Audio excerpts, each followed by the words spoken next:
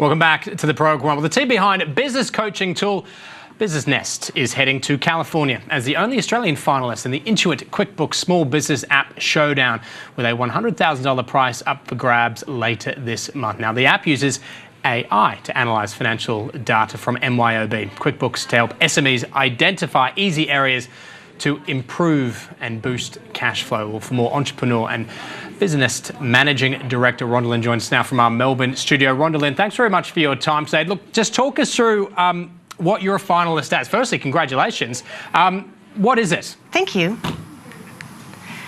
Well, BizNest is essentially a coaching tool. And so instead of people wandering around in the dark, having no idea what they need to do to fix the business, BizNest actually takes everything into account, takes a look at it, and just gives them simple tips and strategies that they can use to boost their cash flow right now.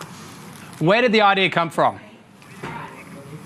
Look, I've been actually in business coaching for 7 or 8 years. I originally started off as a lawyer and chartered accountant, and what I didn't know, having come from a big business background working at PricewaterhouseCoopers, is that approximately 87% of small business owners are financially illiterate.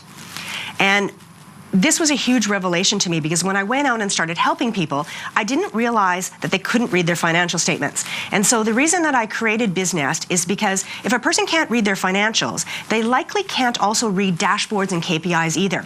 We need to really demystify the bottom line. We have to take away all the jargon and all the stuff that is only practical and relevant to accountants, and we have to actually give the business owner what they can understand in their terms, their language, make it simple, give them actionable steps, and that way they can turn their business around. And do you get a sense that there are lots struggling with just a jargon overload when it comes to some of the financial metrics? Look, I think two things. I think most small business owners either hate or they're absolutely terrified of their financial statements. So it's not just the language barrier. It's not just the fact that, they don't understand what their accountant is saying to them. It's also the whole complicating that people kind of have a lot of head trash around numbers. How often do you hear people saying, "Oh, I'm not good with numbers"? It happens a lot.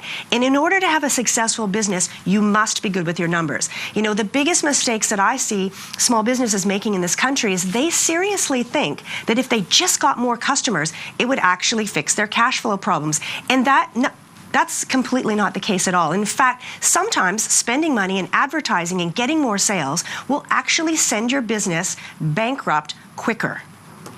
And is that sometimes a challenge for some of the SMEs that you deal with and speak to grasp? Because perhaps it goes against what they had initially thought. Yeah, I think it's a little bit counterintuitive, and that's fair enough. But I think that by teaching people, I use storytelling, I use animation, video, things that people feel very comfortable with, and I break all this stuff down into simple pictures and ideas and concepts that people can grasp very easily and take action upon. Because in my way of thinking, if we give people information, they don't know what to do with it. We actually have to give them strategies and steps and tips. We sort of have to get leverage against them. When we can get leverage on them and say, this is what it costs for you to do nothing. Doing nothing is not a strategy for you in your business anymore. This is costing you this much money that you're wasting. I need you to take these steps to actually fix the problem, and they can grasp that. They can actually make sense of that. Now, you're off to California very, very soon as part of a finalist, as we made mention. Yes. In this competition. Look, what are you judged on? And look, how big an honour is it, I suppose, to be a finalist? The only, I should mention, Australian finalist.